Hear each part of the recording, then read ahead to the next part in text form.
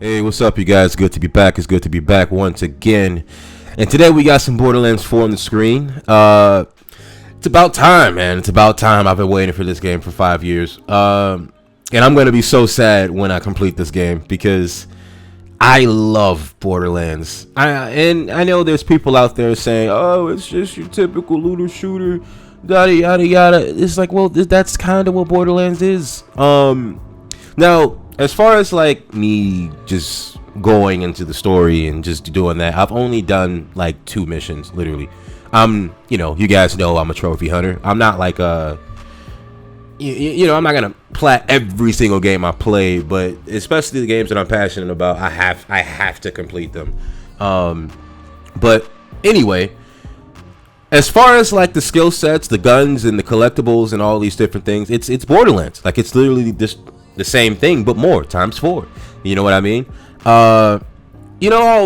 Co-op is always fun when you're playing with friends, but here it's really, really fun. I'm not gonna lie to you, and it almost feels like you're supposed to play with 4 people. Now, as far as like any problems with the game that I've ran into, I did run into like a little bit of bugs, not too many bugs.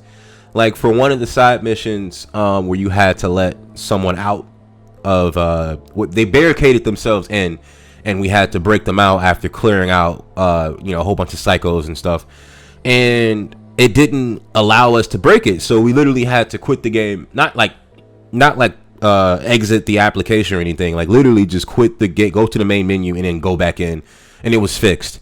It's nothing too crazy, but I do know that over there on PC, because my little cousin is actually on PC and he runs into a few bugs every now and then, probably more so than me, definitely. At one point, we got a decent amount of guns, a decent amount of grenades, and just different skill stuff. And I guess he went to the main menu real quick, and then he came back and realized that like all the stuff that we collected for like the past hour was just gone. Like we had to go find new stuff. But luckily, we actually ran into a nice little farming strategy.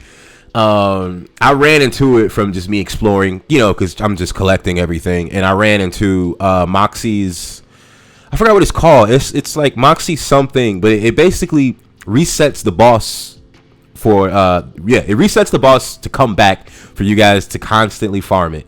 And you can do it as many times as you want, like right from the jump. You guys can go right to this area as soon as you go into the open world section of the game. And speaking of the open world section of the game, this is genuinely an open world Borderlands. Like I don't even think you go to like different areas. You know how you go into a door and it takes you to a whole nother place. No, I don't think that's in this. I don't know. I could be wrong, mind you. I've only put in 5 hours into the game because it was a pretty busy weekend. I'm not gonna lie to you, but when I zoom out, this map is humongous. It's probably the biggest Borderlands map I've seen. Now coming back to Borderlands 3 and 2, those were like sort of like smaller maps in a way, but you like went to a different section, like I said before. And in 3, you went to different planets, yeah. But it sort of had like the Doom 2016 Doom Eternal style map layout, where it had like certain floors, you can see through the floors and stuff. But maybe I just have to play further into the game of Borderlands to see exactly what's different. The guy that I chose is the bigger dude. I was gonna choose the skinnier guy with the mask because he has like turrets and stuff. I kind of like having things spread out, like to fight for me, just in case I go down, I can get like a random second win. But I got the bigger dude because, well, he has fire and axe and sometimes even shock. And I don't know. It just seems like it would fit my style more or less. Because the last one in Borderlands 3, I actually chose Amara. I love that. I love that character so much. But yeah, man, I really do enjoy this character so far. I haven't ran into anything with his skill set where I'm like, oh, well, that's stupid. Oh, that doesn't even make any sense. Why is this even on him? No, everything seems to really be in sync with how I would play the game, nonetheless.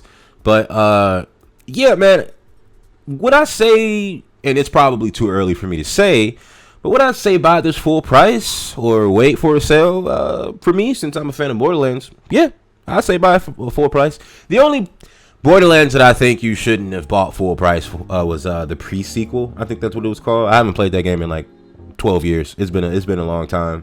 But yeah, man, I think you guys should buy this game. I really do. If you have friends that also have this game, it will make it even better.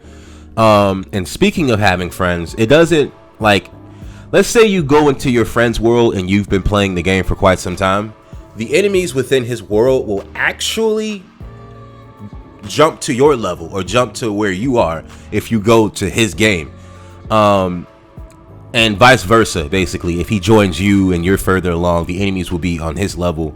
At first, I wasn't quite sure how I felt about that, because it kind of had like the Final Fantasy VIII thing where it's like, well, what's the point of me leveling up if you guys are going to just be with me the whole time? But no, it actually seems to remember, like, if it's your game, right, it seems to remember like where the enemies level were when you first got there, I kind of want to say.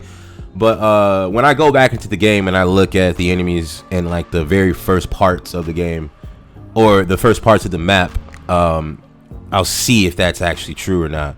But for now, that's all I have to talk about with Borderlands 4. Definitely going to be streaming this right after work. But I'll catch you guys later. Please be sure to like, comment, because I love reading the comments, and subscribe. Peace.